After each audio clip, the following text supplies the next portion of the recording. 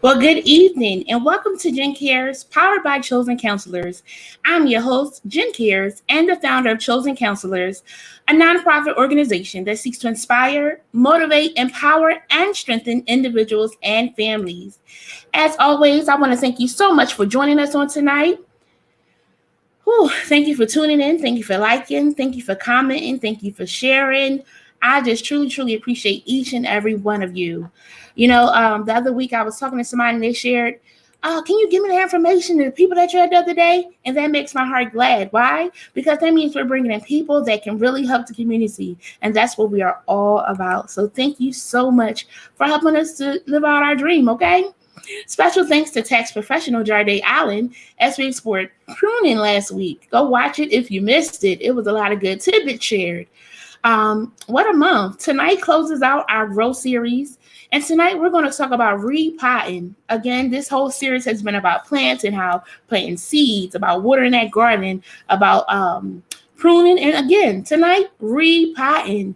This topic reminds me of our Move Forward and Pivot episode we had earlier this year. And tonight I have a friend that specializes in updating resumes and helping you to repot your job. Okay, sometimes we got to go to somewhere else and we got to know how to do that. And she's going to help us and share some tidbits.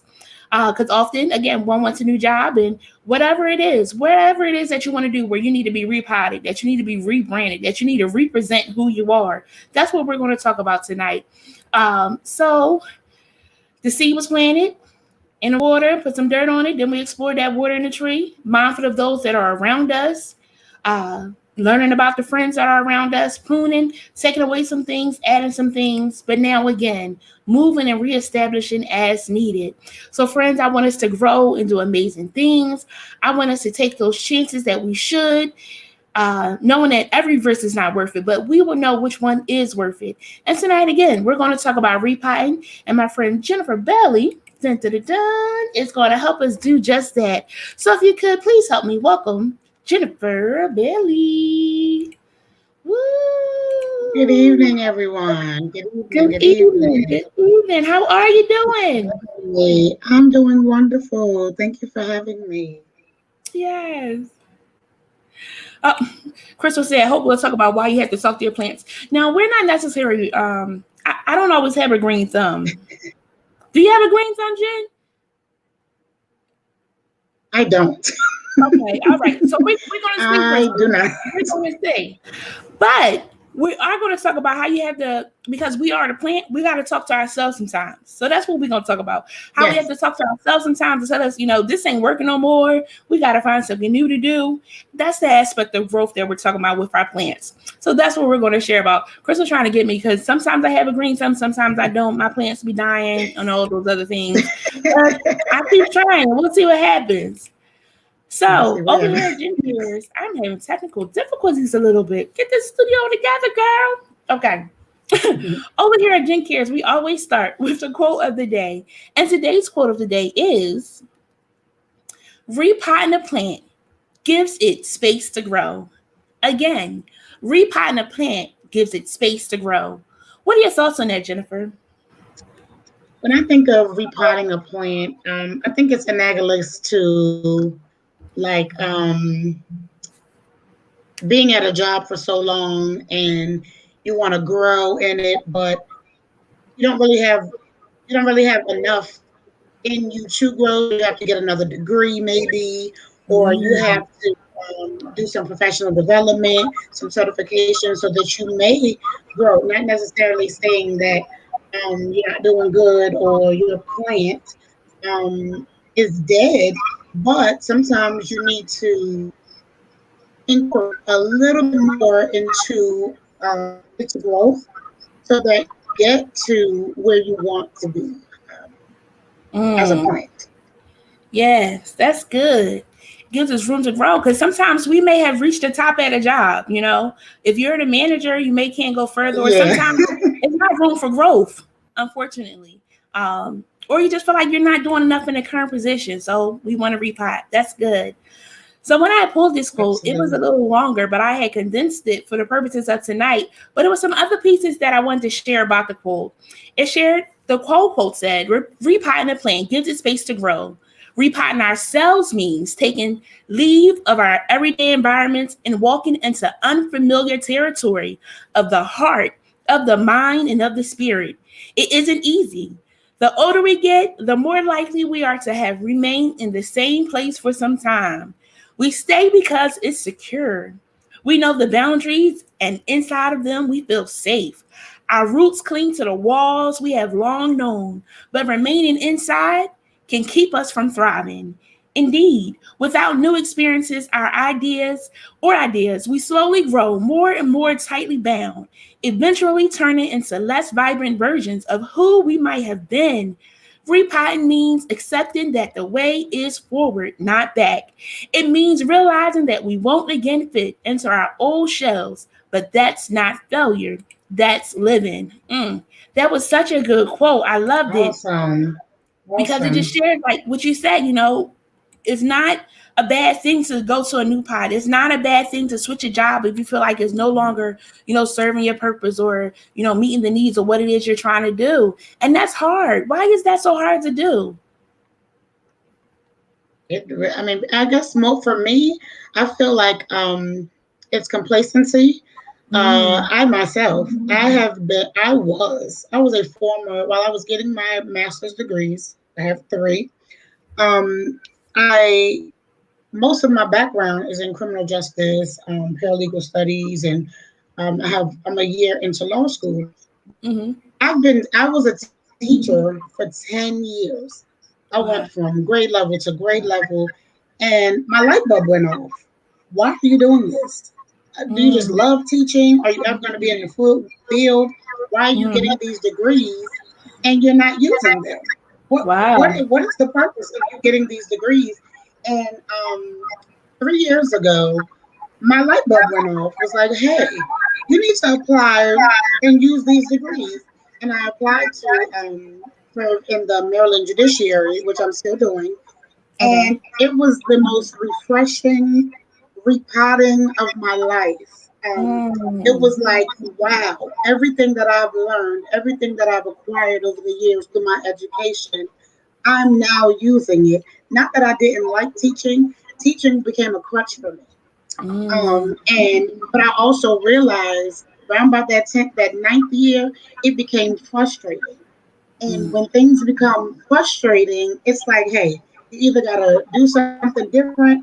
I loved it so much, but I was also, well, why am I so frustrated in it? And once I began to branch out mm-hmm. and get into my field, I realized this is your purpose.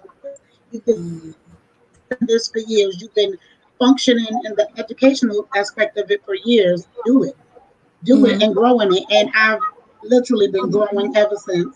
I would Wow. not dare turn back. Always room for growth. This is definitely not my final, step, but I Mm-hmm. must say I'm happier. I'm encouraged to keep on in my field. Yes, I love this. I always also when I'm thinking of repotting, I always think of a shoe.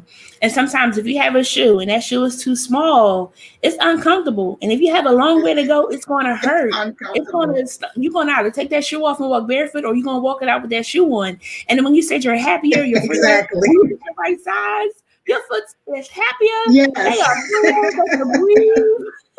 And that's it, and that's where you want to be. That's the most rewarding feeling, to be there, of knowing like, hey, Yes. this is what I'm supposed to be doing. And like you said, it doesn't mean that that's going to Absolutely. be the end all be all, but right now this is where I need to be. So that's pretty cool. So kudos to you for stepping out and doing that. Thank you. Yes. Yes, ma'am. So what is the piece that you do now? How do you help people to do what you just did? Well, a couple of years ago, I launched a resume business service.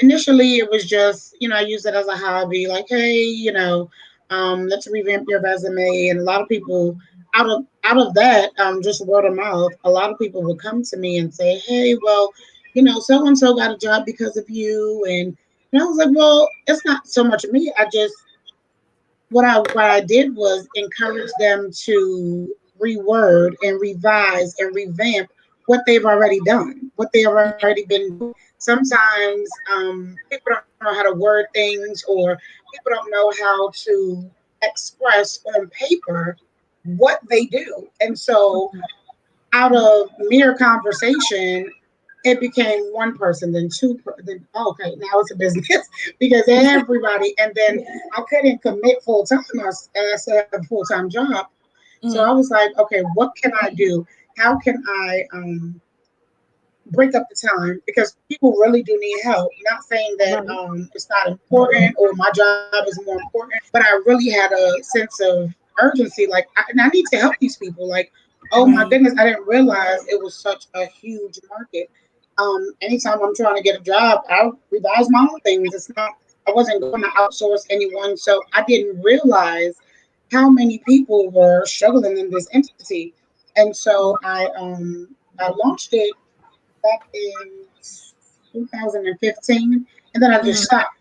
It became life happened, life was consuming, and then during the pandemic, everybody was like, this is a perfect opportunity for me to change careers. I don't want to do it anymore, and people were reaching out to me, and I was like, this is the time to relaunch.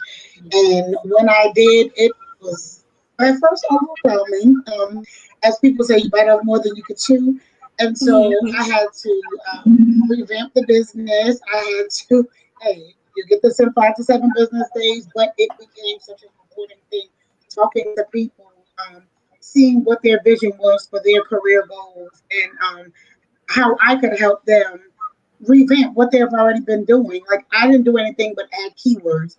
I didn't do mm, anything because these are the things that you're doing. You just don't. You might not know. Some people didn't interview well, or some people didn't know how to, literally express.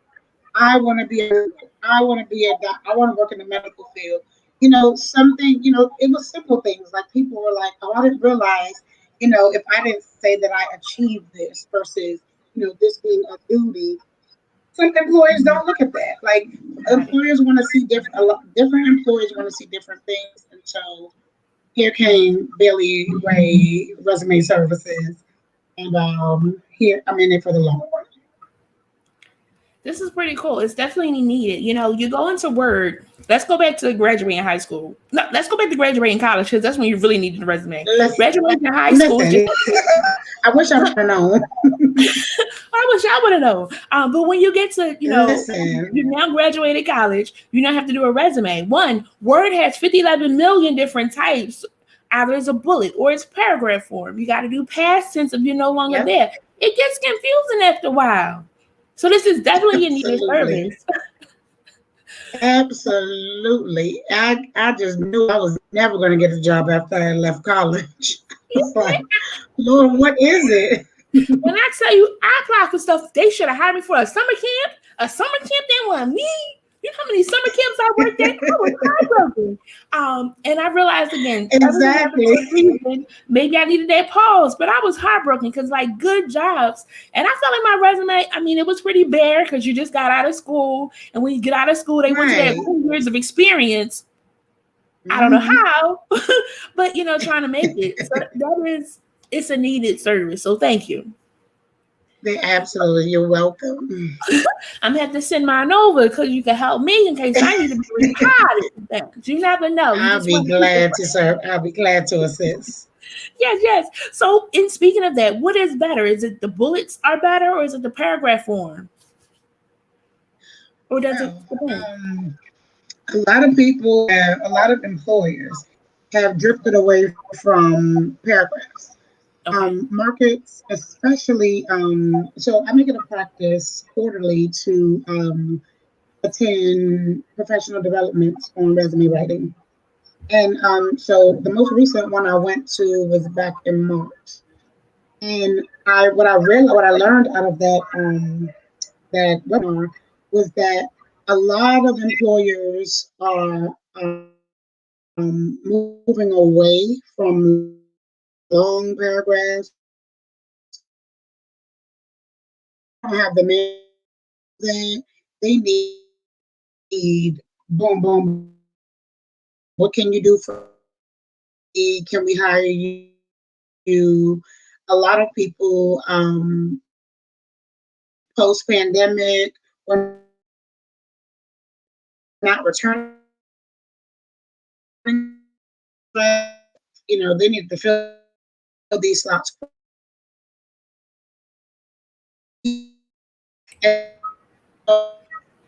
We're losing you a little bit. It won't time anymore to read through paragraphs on your resume. It's more like you hit it and quit it. Bullets are your best friend. Keywords are your best friend. Things like what percentage did you accomplish such and such. Not so much. I know how to write up a room. No, they're looking for things like I made guilty by 25%. Those simple things. That means she or he has the ability to be an asset, serve as an asset, because anybody can do what the job duties are. But have you done them?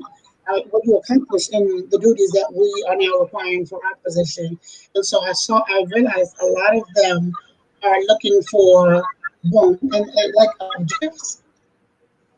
Very important. A lot of people, I noticed when I was revamping, did not have objectives. The objective is selling that resume. Your objective is bad. Your objective doesn't speak to the position that you're applying for. Not even giving a second thought. Unless it's one of those things where if you know somebody, they're not even looking at it. Especially in the federal government, those are different kind of resumes. I do those as well, but like that objective, that cover letter is your best friend. I don't want to read your resume if what you're telling me in your objective does not speak to what I'm trying to hire you for. And I was like, I'm guilty of, just boom, this is what I do. This is my education, and not, putting objectives on resumes in the past. But, you know, I've always, the cliche, when you know better, you do better. Yes. It's really, really important to sell yourself. And then you have to find the right wording. Now, you can't have an objective that looks like a book. No, 3 sentences needs to boom. This is what I can offer you. This is what I can offer this position. Why you should choose me.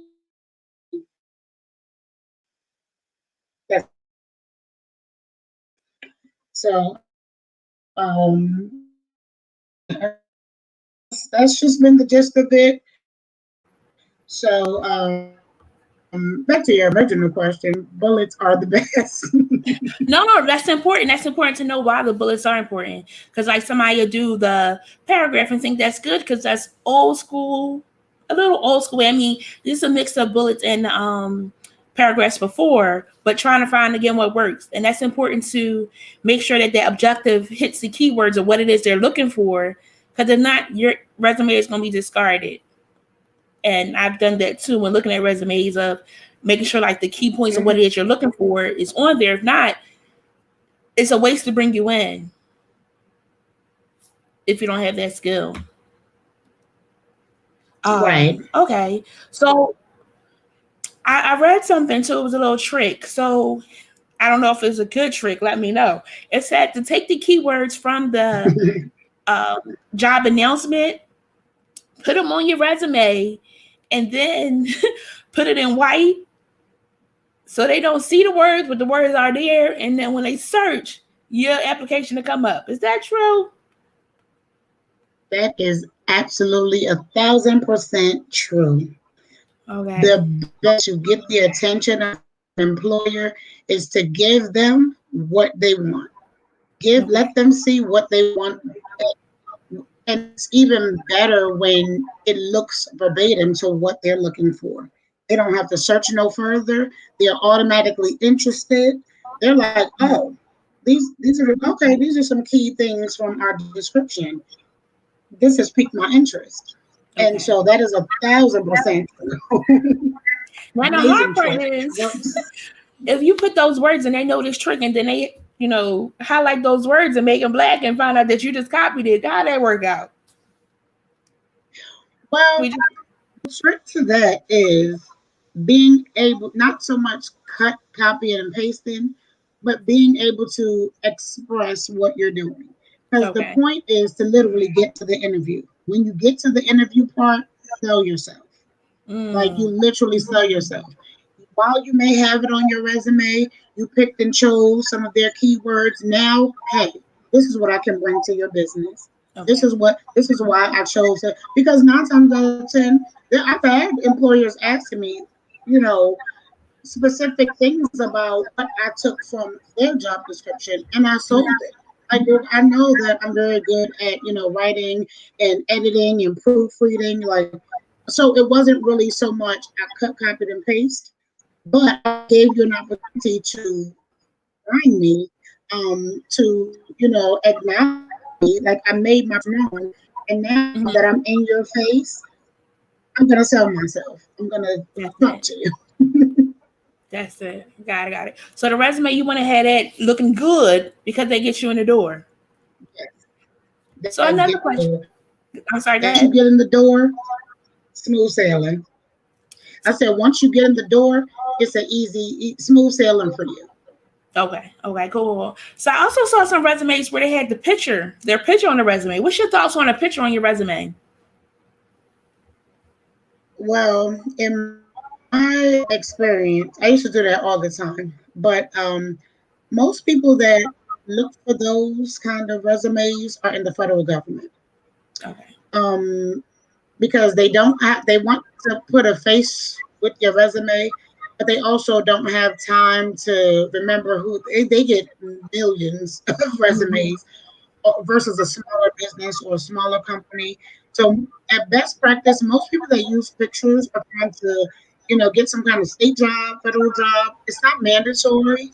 Mhm. Um, but most times those are the two employers that use those the most. You don't Okay. really see a lot of small businesses that use it or require that. Okay. Okay. So another question with the resume: is it okay if it's more than one page? And what's the max amount of pages I should have? It's absolutely okay depending on your professional experience. So the goal is to hit your objective, your education, your professional experience, your core qualifications, those things that not just you should definitely include your skill set, but then you should also have a section with core qualifications that literally speak to the job description that you're applying for. Mm. um like for me, it's no way that I would have a 1 page resume. That's not realistic. Mm. However, um you should not, at best practice, you should try to condense it into two, no more than 2 pages. Sometimes it becomes three, as long as what your because normally the biggest part is the professional experience. Mm. So as long as those things are speaking to that position, Mm. then you include them. But Okay. I've seen many resumes with that were like 4 pages, but they had the Burger King and they had the Walmart. Well, if you're trying to be in the corporate arena, we literally include that. We'll include your admin position in an office. Like, some things you can take away, and not saying that those things don't matter or those positions didn't matter. Like, if you can't, so the goal is if you can't use like the Burger King and transform it to speak to the position, take it out. Just take it out. Just take it out. It doesn't negate the fact that you served well at the Burger King. We're trying to get you to where you want to be. Okay. So I missed And a so if you good portion of the can't, end part of that. What happened? highlight 3 bullet points that spoke to achievement or, skill set you work there, but now we're trying to repot you and get you to where you want to be. Okay. Chosen friends, are you getting what's being shared? Right. I'm having trouble on my side, but if you're having trouble, let me know because I want to try to fix that because this is good Can you hear me information now? for whoever wants to like repot themselves. Again, I'm trying to learn just in case I want to repot. If I want to know. So again, if you have any trouble, please do let me know. Okay. So it can be more just making sure that what's listed on your resume is relevant to what's going on. Absolutely. Okay. Cool. So what how far back in years should I go? No more than 10. But Okay. no more than 10 years. But in those 10 years, make sure that 10 years worth of professional experience is relevant. Okay. Just make sure it's relevant. It's not again, we don't want to discard what you've done in your life, professionally, but if you don't need it, don't add it. Got it. So me in particular, I was born in 2000 because I'm only 21. Plus, I mind your business. So if like a first job was at, doing some with childcare, and that's what I'm trying to do now, because that's 21. That doesn't work. All right, so 31, 32. We said 10 years, only 10 years. So 32. So let's say my first job was working with kids and things of that sort. And now 10 plus years later, I want to work with kids again. Should I put that on my resume or leave that off and just notate that maybe an objective? Absolutely. In instances like that, that speaks to what you're trying to do. So you would implement that. And a lot of people do not. I've noticed in the last webinar, a lot of people are not putting dates. So they're literally listing it as professional experience. And so you have the opportunity to speak to what you're trying to do. And so in that sense, that works. You may not have 10 years of working with children, but you did. And, so you include all the achievements that you're not just the duties.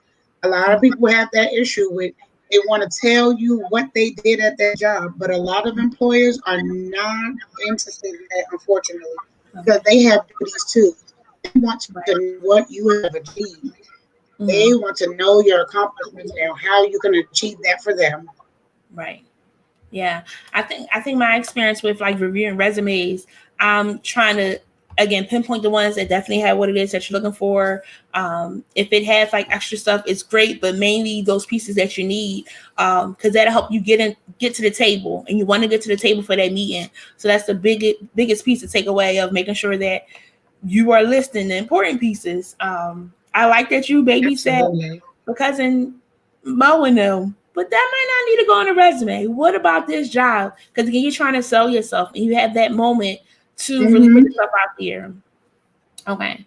But don't negate things like that, because I've had people, fresh out of high school, trying to, hey, I want a resume. And so it's literally about wording. So you wouldn't put, I've been babysitting. Well, I served as a teacher or a daycare assistant with a small group. We had a 60% percentage of learning new skill sets, learning colors. Like, it's all about wording.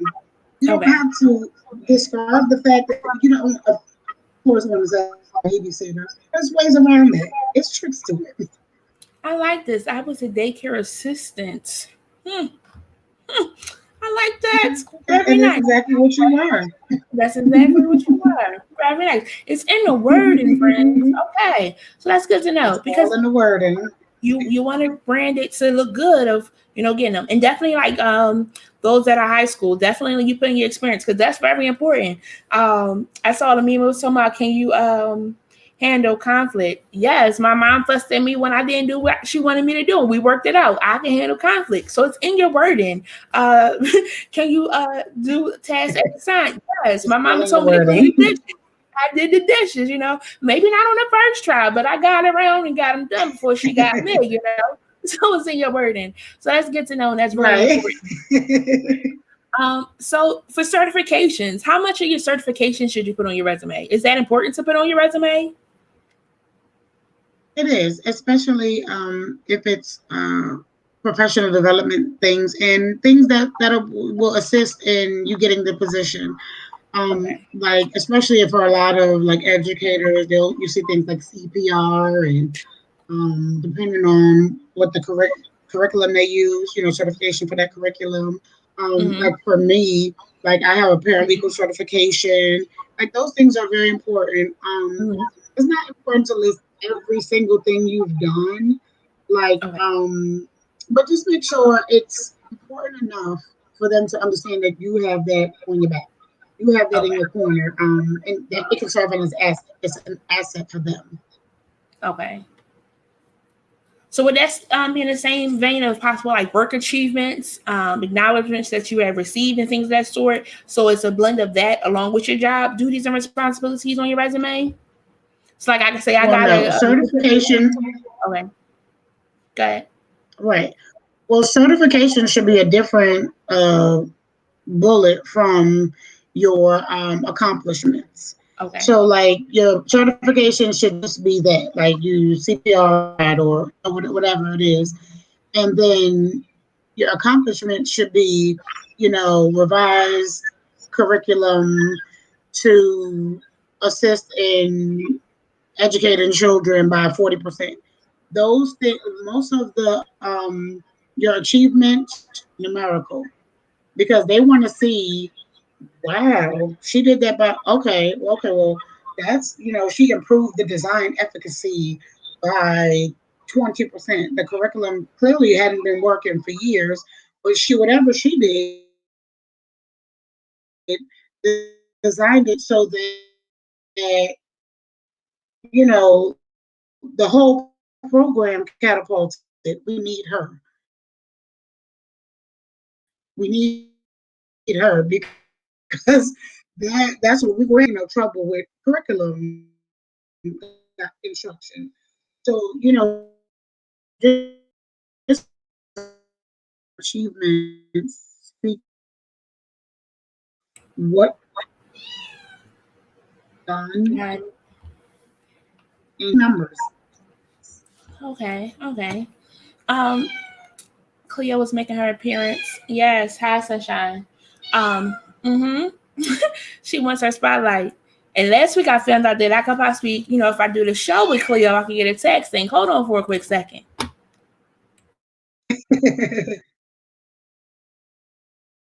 She doesn't listen very well. So we're looking at resumes too. Should it be in chronological order, functional order, mixed? Is there a difference between the three? I mean, obviously there's a difference, based on the timeline of things, or are you painting a story? Your resume should pretty much tell a story. So in essence, it should be chronological. It should be, why should you look at this way? Your education, professional experience. No, it should normally be your objective, your education, your core qualifications, your skill set,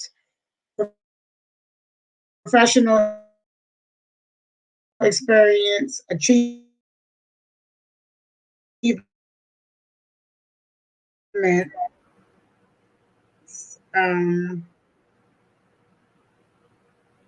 and I might So, have missed so Jennifer, something, I'm sorry because but I'm it sorry. should kind of tell a story.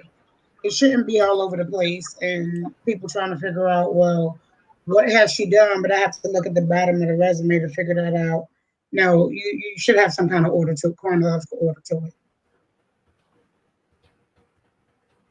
So it's still a tad bit choppy. So I'm wondering how to fix this because these are good pieces, and if they can't hear them, I want them to be able to hear them. So I got to figure this out.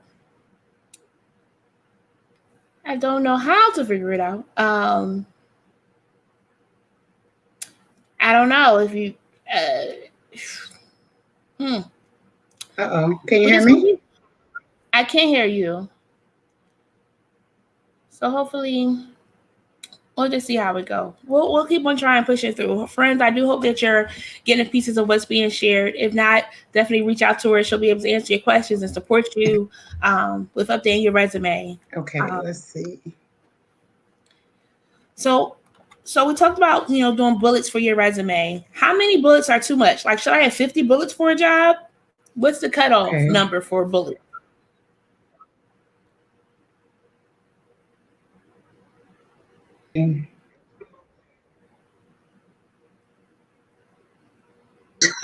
Absolutely not. You should. That might be stretching it too, depending on how much professional experience you're implementing on that resume. You do not want to overload the reader. You don't want to overload the reader, but you do want to hit those key points. Got it. Okay, so maybe 5, and that could be percentage. So make sure that the 5 is still not like 2-3 lines, and maybe a line and a half if tops. Right. It's like, and you can do like up to 7, but again, if you have like 12 jobs, you need to need to minimize. Makes sense. Let's talk about volunteer experience. Should I put my volunteer work on here? Only if it's relevant. Okay. They're not interested if you doing gardening and you're trying to be a paralegal, or you won the award of the year for being nice. Just make sure it's relevant to what you're doing. Got it. I will share, being a church girl, I'm over a couple of ministries. So I put that on my resume because it shows supervisory skills. I had to oversee the staff. Oh, absolutely. Absolutely. She put that on there and it helped her to get her first gig, because to be a supervisor, they want you to have experience. I use that volunteer from the church. Thank you so much, Victory Christian Center. Put it on my resume.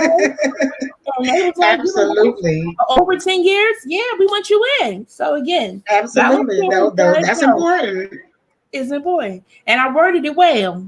Yeah. Oversaw 2 That's right. You call them staff because that's what they are. We're all volunteering together, but it's a lead. They didn't fire me yet, so I must be doing all right. But again, that's good information for your resume. But you said I can't put my gardening on. Can't put the gardening on. I mean, unless you're trying to do something in that field, you might not want to add that. And that's important because sometimes everybody just throwing stuff in a pot. Everything doesn't have to go in this pot. When you get to the interview and it comes up about a green thumb, you could look. You talk and scream to the balance of how good you are, but not on your resume. Right. Got it. Okay, cool. So why should I update my resume every time I apply for a job? Only if you're switching fields. But it shouldn't be. It doesn't have to be completely revised. But you want, even if it's in this field, you always want to make sure that resume is speaking to the position within the field you're applying for. Okay. Everything in the field of law is not the same exact position. So, while you may not have to change the basics, you might have to switch up your objective a little bit. Okay. You might have to add or take away qualifications that don't speak to the new position you're trying to get. So it's just little things that you want to look into, but not so much a revamp unless you're literally changing careers. Then you have to kind of start afresh and really learn how to use what you've done within this new career. So it's that can be a little tricky, but research, it takes time. But it's not as challenging as people think it is. A lot of people have come to me and said, I want to be a firefighter, but I've been teaching. Okay, well, there are a lot of qualities an educator has that a firefighter can use, but you just have to know how to word it right. It's not as challenging as people think it is, but you have to put the time in to Mm-hmm. pick those things that can speak to what you're about to do or your next career move. Got it. Makes sense. Again, it's the wording. A teacher, you might have to It's teach on the all in your leader. word. You got to be a leader. You got to have those capabilities when you're in it. I get it. I get it. Absolutely. So it's not necessarily on a resume, but it's a part of repotting. Like when you're going to look for a new job, they ask you like, what are your strengths and weaknesses? How important is it, or is it important for us to know that? Because that helps us to take It is. inventory to know. It is. It's very important to speak to your strengths and weaknesses. Employers like transparency. Mm, Employers don't like the person that comes to them saying pretty much, "I know it all. I am perfect. I mm, am the best employee that you'll ever have, or you can ever." They like to know that I may I may not be always comfortable leading the team meetings, but I mm, am willing to produce the things that need to be utilized in a team meeting. They like transparency, believe it or mm, not. A lot of people are afraid to be transparent in interviews and mm, bomb because nobody wants to hire the perfect person. They're not mm. perfect. Yeah. That's not real. That's not real life. They're not, Mm, and I'm guilty because I used to be like, oh no, I'm very good at writing and I am very good at this, but what aren't you good at? You're not mm. God. Like Right. there's You're right. something that you fall short in. That's Yeah. not realistic. Mm-hmm. And so when you do that, you leave room like, okay, she has a lot to offer, but there's also room for growth for her. And Mm-hmm. she's willing to improve in the areas that she recognizes she falls in.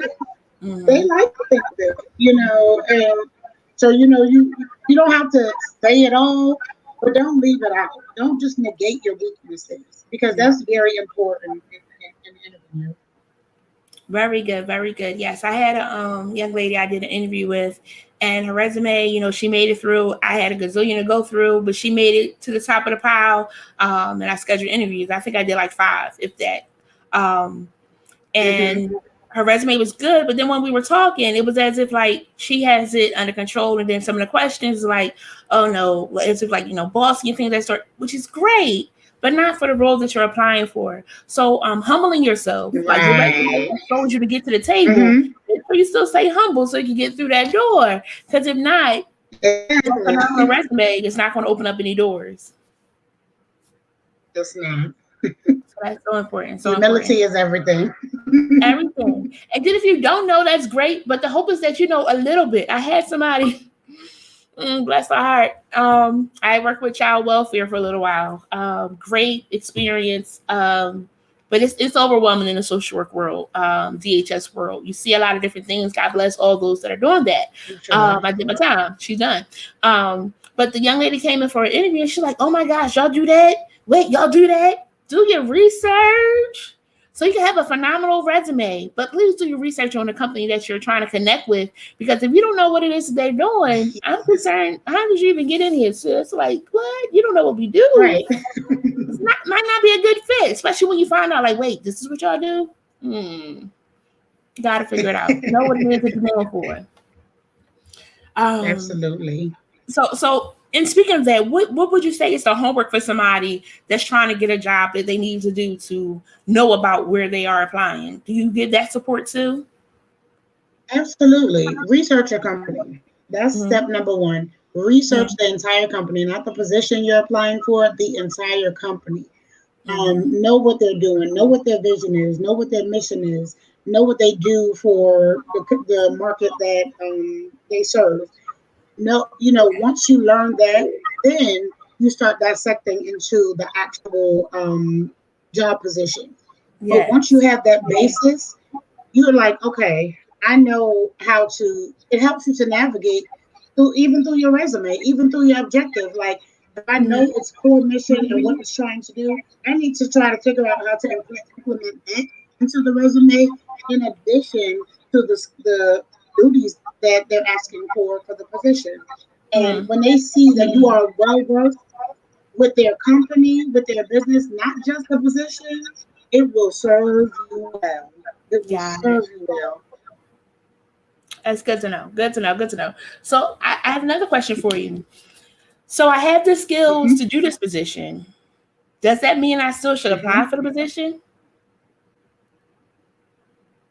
Yeah, you said you don't have the skill. You do have the No. So, skills. so sometimes we have the skills for a position, and we're like, "Oh yeah, I could do that. I can Hmm. knock that out. I can do that in my sleep." Does that mean I should apply for the position?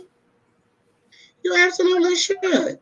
You Mm-hmm. absolutely. Now, if you are not comfortable or confident in your abilities, then you might want to brush up on your skill set. Or but if you know that you have the skill set to produce what they're asking for, I would definitely apply. Okay. Absolutely. Okay. Okay. And again, doing your research because you can have the skills, but then you find out that you have to work late hours, and that's not what you want to do. Know what it is that you want to do, so that again your resume could get you there. Know what it is. Know what it is. So Absolutely. That's very important. yeah, because you be like, yeah, I know how to, I can watch kids, I can do that, and then you get there, you find out you're doing diapers. If that parent don't You pick up at realize 5 o'clock, you stay there till they get the rest of it. Like that might not work with your schedule. You want to do your research, and that's what I'm trying to get to. exactly. That piece of again knowing where it is that you're applying, because your resume can get you there. Um, and again, interviews are great too because it gives you experience. You get to talk to different people. You get to see what you do good, what you do Hmm. bad at. I had a young lady. She was like really, really nervous. So then it caused you to be hesitant for a couple of reasons because you continue to ask questions to still find out what strengths they do have, but you want to go in there confident because that resume got you in the door. Now you got to really sell yourself to stay Right. in that door. So building up that confidence and maybe talking with a job coach, somebody like Jennifer to help you to know what to say. They used to do like mock interviews. Absolutely. So It's a good mock one. interview. Mm-hmm. I would encourage anyone to do mock interviews.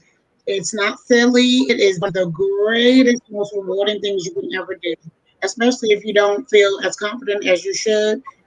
Ask your Mm-hmm. neighbor, ask your cousin, ask a family member. Mock interviews are very, very, very rewarding. They help. Mm-hmm. They do, they do. They do I help. never forget. Mhm. In school for therapy, we used to do mock sessions and things. I was the hellion though because I will always just be that dramatic client, and they be like, if you don't stop playing, we recording this. But again, those experiences, I said, I'm just trying to make sure you're ready when you get out there in the field. But again, that helps you. So that Right. mock interview, that mock, back and forth really does help. And get somebody that you trust, that can help you do that.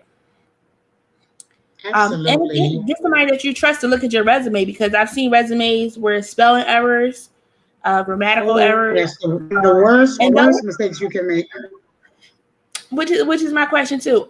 What so Word? If you're doing it in Word, they do a nice little red squiggly line. They do a nice little green squiggly line to let you know if something is wrong. You want to check that out. Now, grammar in At Word proofreading. and proofreading because you know what you're saying, but if we reading Yes, and we don't understand, that's gonna be a problem. What's another bad absolutely. mistake That is somebody one can of make? the biggest mistakes people do. Too long. Too Okay. long. Your resume being extremely too long. Too Mm-hmm. many grammatical errors. Mm-hmm. Proofreading is essential. Do not Yeah. have extra things on there that is not relevant. They don't. Some people don't even consider it. I don't want to have a 5-page resume. I'm not interested in read. I'm already defeated looking at the amount of pages that I have to read for Yes. those are that I have found to be the worst mistakes you can make. Not proofreading and having a resume that's way too long Yeah. and a lot of it not being shows relevant. It can Mm. be long, but the longness, the length Relevant. has to be relevant. Mm. And then Uh, another mistake people make, they don't realize it because they're telling you what they did. But mm. another big resume mistake now is highlighting so many duties that you don't speak to your teammates in that position. They do Mm. not like that because they know what they need. They know, but what have you done to improve those duties, to initiate those duties, to design those duties? They are looking for those what they call keywords. They Mm. are looking for that in resumes now. They are not. They're not really concerned about what you did there. How well did you do it? How well didn't you do it? Mhm. What did you do to help improve it? Mhm. Verbiage is keywords is everything in resumes now. Absolutely. Absolutely. Especially if the position that you're taking on, you're going to be writing notes. You're going to be writing assessments and things of that sort. Because that's telling me right there, it's going to be a hard pill on the other side to try to make sure you got it together. And these could be college grads. Exactly. These could be college grads, and it changes. Crystal said, make sure you put the same info on your Absolutely. that's on your resume. Absolutely. You got a different phone number. Yes. Very. And thank you, Crystal. Thank you, Crystal. It's absolutely important. Yeah. Absolutely. You don't know who to respond to. People have Mhm. different addresses. It's very important that they match up. Thank you, Crystal. Absolutely. Yeah. So she Absolutely. said, Yes. knowing when to look for a CV or Yes, that resume. is very important. What's the difference? A CV is something that's 17 pages. Like a CV is very, very, very, very detailed. Like that's where are you're able to write paragraphs because Okay. they don't want bulletproofs. They want to know every single thing that you did in that position, that desk. You put all volunteer experience, everything that you've ever done professionally, volunteer wise. You need to put that in a CV. A Okay. CV is not a resume. A lot of people get confused. They send in, most CVs when they're trying to get in graduate programs are not interested in your resume. They want to know what you've done in its entirety. It could, like, Mm, I've written CVs that are almost 25 pages. That is totally opposite from a resume, but just a normal okay. position. Thank you, Crystal. Okay. That was, yes, those are very important things to know. She works in HR, so she sees resumes as well. Beautiful, beautiful. Yes. So, say I have a stellar resume, I get the job, it's going great, I like it, I love it. The honeymoon period then ends, and I'm seeing their true colors. They about to see my true colors. Does that mean I should leave the job? No. I've been in that very, very, very same position working in the Maryland Judiciary. Mm-hmm. So it's not about, like, during the honeymoon phase, you see the good things. You see all of the highlights. I'm ready because no, you're on the block. No, I want you to just know that all is well and this is just a perfect. They want you to be comfortable and make you know you chose the. For me, however, um, I became complacent because I like to be challenged. I'm not interested in repetitive work. I'm not interested in doing the same thing over and over for 20 years. So what I did was I started to through things, look through look through positions that I did not have to stop what I love, but I can grow in the courthouse. I can grow throughout the judiciary. So while I did enjoy what I was doing, and I still love to be what I'm doing in the field. I feel like when you get to that part, when you just, I'm just coming to work because I'm just coming to work because I have to get up and I need a paycheck. You need to start exploring what else that's available to you and you stay in your field. That's at that point you need to Mm-hmm. start because I also notice many people that I work with have been literally have given up. They got comfortable in the complacency and they've been there, but now they're retiring else but that same position. And Mm-hmm. it's like, they feel like, oh, well, you did give up. You essentially did give up. So when you feel like you're getting to that space, and sometimes after the honeymoon phase, you also realize I don't even want to be in this career. I want to branch out. I want to change and do something. Really Mm-hmm.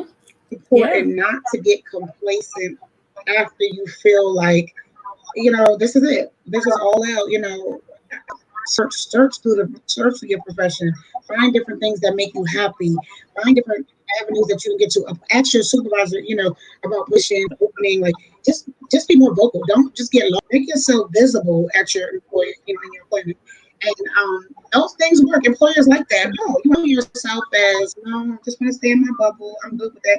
They leave you alone. And that's not always good because you want to do something different. And they don't give you that opportunity because you don't present yourself like you want to do something different. So they're outside, when they could have hired internally, but different. So we're not going to bother you. She's good where she is. But Mm-hmm. internally, you're not. So don't get lost in complacency. Just, if it's something that you want to try, try it. Try it.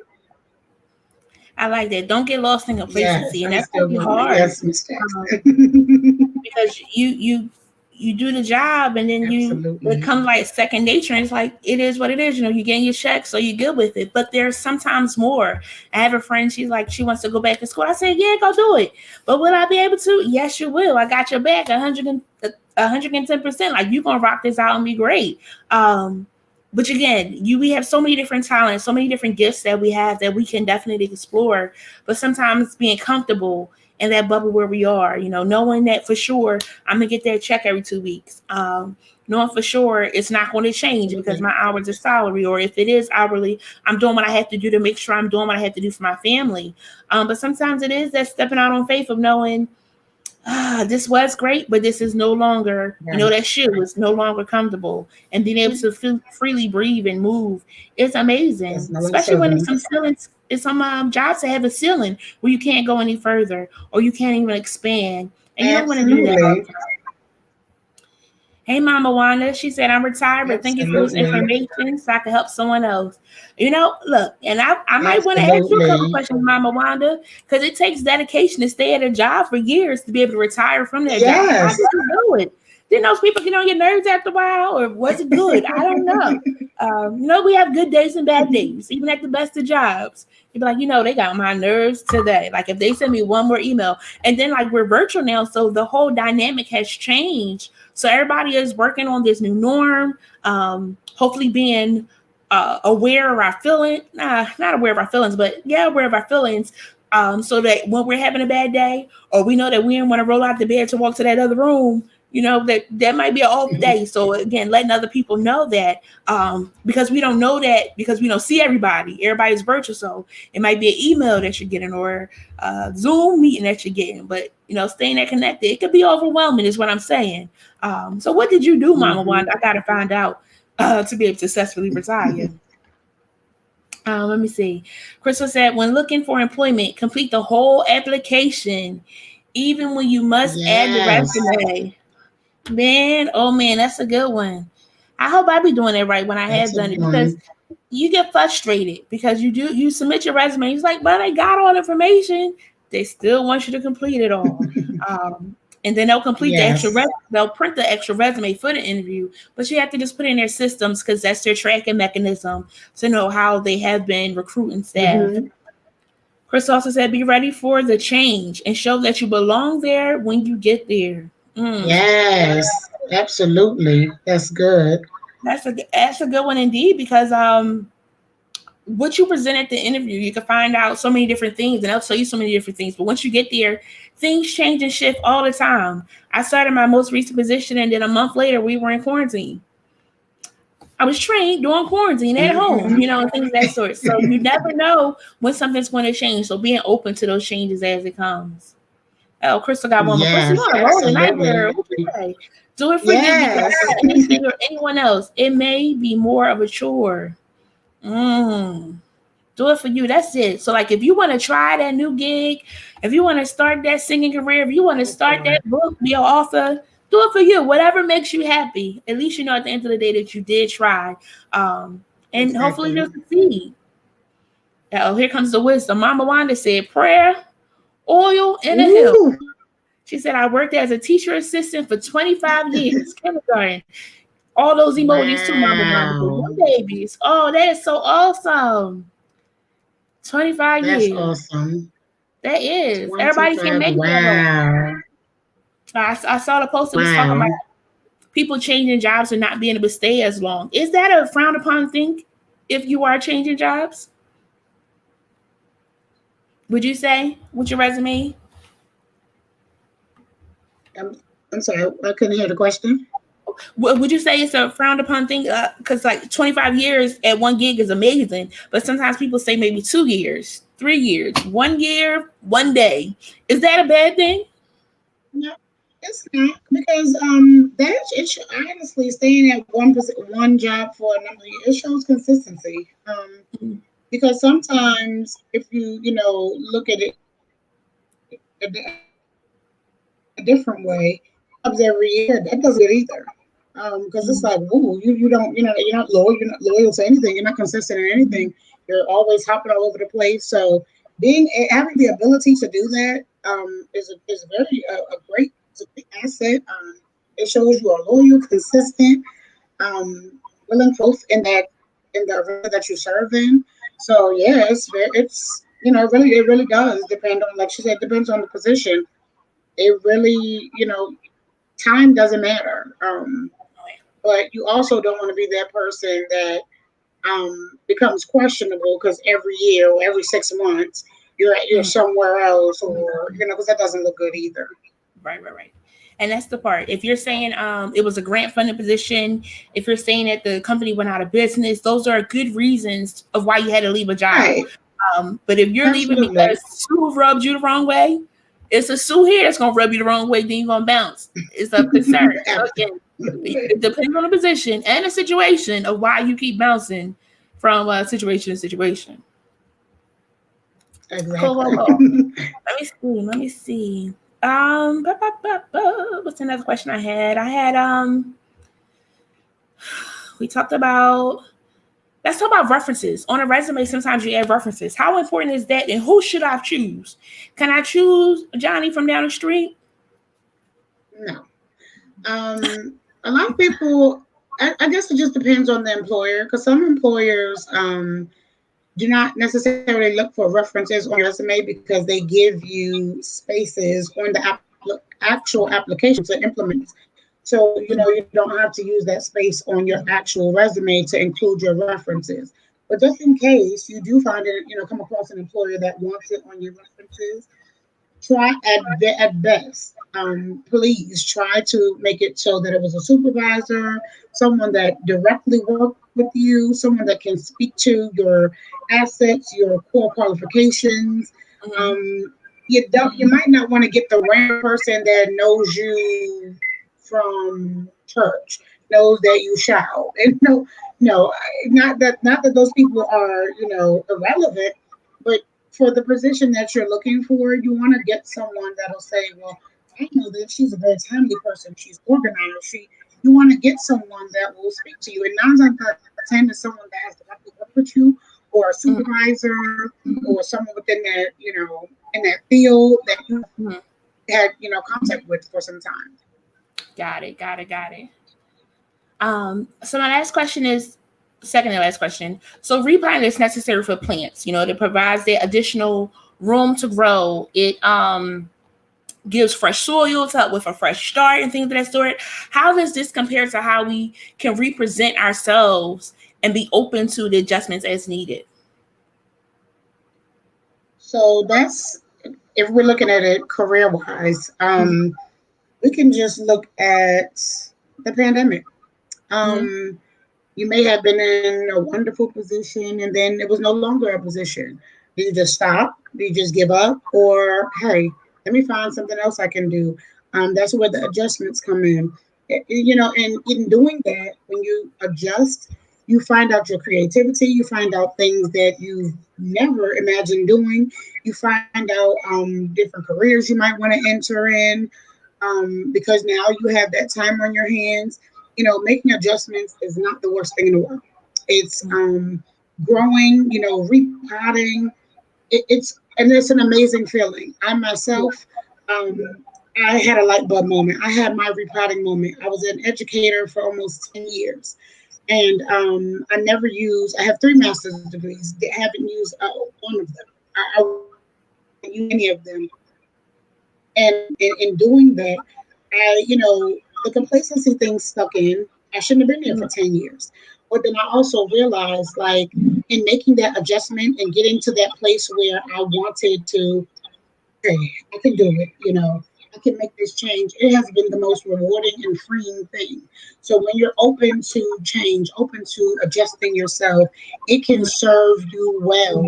I While I love the children, I never have a desire to go back because now taking that step, making those adjustments catapults me into realizing like I want to flourish in my field now. I don't want to go backwards. I want to move forward. And so adjustments, restart. It's not the worst thing in the world. It doesn't feel good. It takes you out of your comfort zone. But Mm-hmm. just think of what happens when you get to the finish line, when you get to the place where you are repotted and you are growing again and you're no longer complacent. It can be so refreshing. And I encourage anyone to step out there and do what will serve you well. Yes, yes. I love it.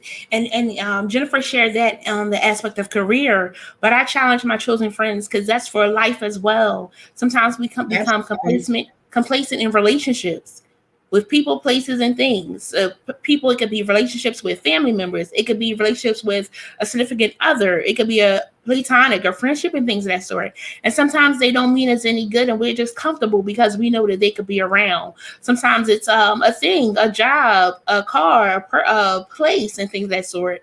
A place. Let's talk about that. The house and things of that sort. You're so comfortable in that apartment, or you're so comfortable in that neighborhood. It's okay to move out of that neighborhood. It's okay to buy a house if you want to. They have a million programs that can support you with first time home buyers if that's your dream. Just because people in your circle aren't doing it doesn't mean that you can't do it. So again, just bet on Absolutely. you. They say always bet on black, always bet on yourself. I can do that thing. I can go Hmm. into this new pot. Either it'll work or it won't work. We've all had a job where it's like, oh, this is really not for me. I'll never forget in high school, I was working as a telemarketer. That's not me. We were calling around dinner time. I was like, oh, I'm so sorry to eat dinner. I can't get it. And the guy pulled me and he said, so yeah, so do you really want this job? But I was like, no, I don't think I could do this. Okay, we're going to give it another week. Then next week was my last week. Because if it's not for you, it's not for you. And sometimes though you have this skill, it doesn't mean that it's a good fit. And that's a big piece too. Your resume can get you in the door, but making sure it's still that good fit for what it is you're trying to do. So good. So good. Like, don't become complacent. Complacent. Absolutely. That's the word of the night. Don't do it. Don't do it. There's Don't so do much it. more. So much more. Don't do it. So much Jennifer, more. what's something that you want us to walk away with tonight?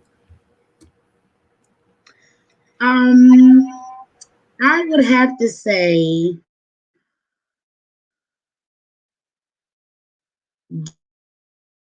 do what serves you well.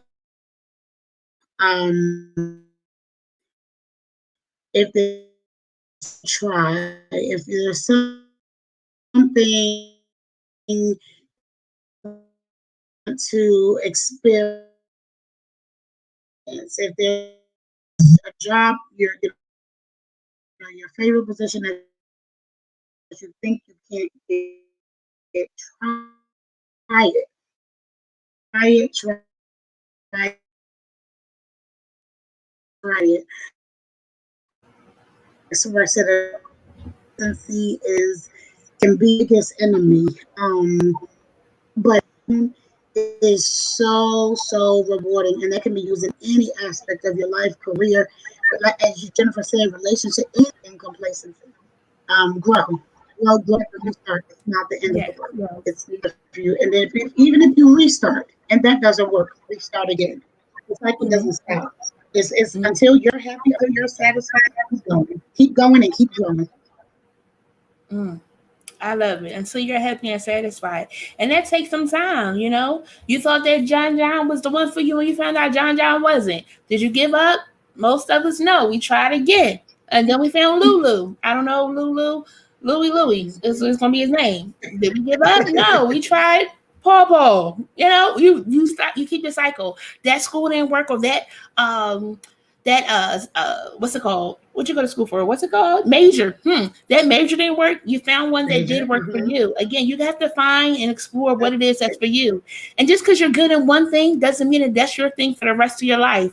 I'm always reminded of Ty Delaney. He's a baseball player, but now he's a musician, gospel artist, doing amazing. Baseball was amazing to get him to where he is, but the gospel ministry is now taking him even Right. further. So being open to those different changes, don't become complacent. That is the word of the night. You can't grow. That's the If word. you're complacent, if you're comfortable where you are, you can't grow. So friends, don't be complacent. Grow, friends, grow. Whew, that was very good. Thank you so much for joining us, Jen. I appreciate it. Thank you, friends, for Thank you staying for on with having us. me. Anytime, anytime. So on the flyer, I did share Jennifer's Instagram handle. Also tagged her in the post. So be sure to connect if you need some support with updating your resume. I'm gonna have her update mine probably just because it's always good to have it with no more than 5 bullet points and not a gazillion pages long. We're gonna hit it and quit it to get what it need to have to help me to get into the door when That's it's right. needed. Oh, thank you again so very much, Jennifer. May you have a great, great evening. Thank you. Yes. Likewise. Thank you. Awesome. So tonight we had Jennifer Bailey who talked with us about repotting. Friends, what are some areas that you need to repot? Come on, talk to me a little bit. I don't do this that often. What are some areas you want to change? Put it in the comments. Let me see what you put. While you're doing that, please don't forget our quote of the day. Repotting the plant gives it space to grow. Ah, so that means we can't be complacent. To repot, we have to move it from one spot to another spot. And you can do it. Why? Because I believe in you. Whew, this has been good. This has been good. Friends, we have now been charged to do a day of empowerment. We did a day of empowerment. Thank you to everyone that attended. I'm still excited, still receiving amazing feedback. And because of that, guess what? We are now doing a day of hope. It'll be on Saturday, August 14th. It'll be from 10 to 12:30 p.m. It's going to be virtual, and it is free for youth ages 13 to 18 years old. Me and some friends got together, well, chosen counselors and some friends got together, and it's going to be amazing. I'll let you know when the tickets are released, but at least you can save that date. We're going to let all the kids everywhere know because we want them all to come. We're going to be talking about mental health. We're going to talk about college and careers. We're going to talk about policing and law. That's a big one. We're going to talk about sex education. We're going to talk about I'm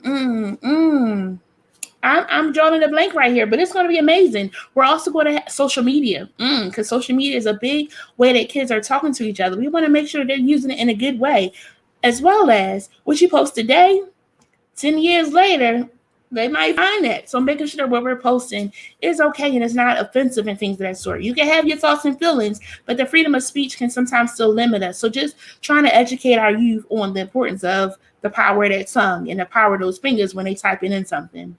So that's going to be amazing. So y'all be sure to stay tuned in. It's going to be great. We're going to have some giveaways, some gift cards for the youth that attend. It's going to be really, really great. So please, please do stay tuned. Friends, we won't be meeting next week because it's a holiday. So enjoy your holiday, whatever you choose to do. But join us back in June for our Letters to My Younger Self and check out who we have coming.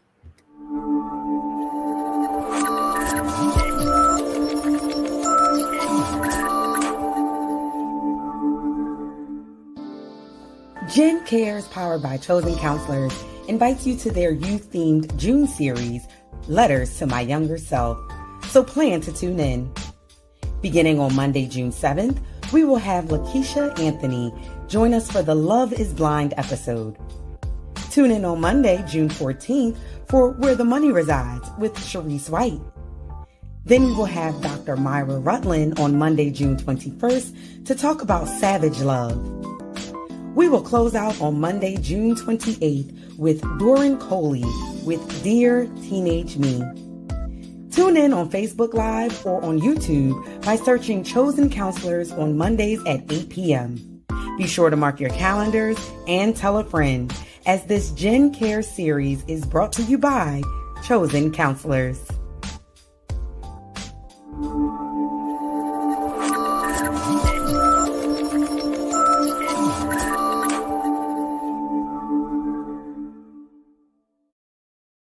All right, friends. So be sure to join us back here on June, the first Monday of June, as we're going to launch that Letters to My Younger Self. Did you see the younger versions of everybody on the other side?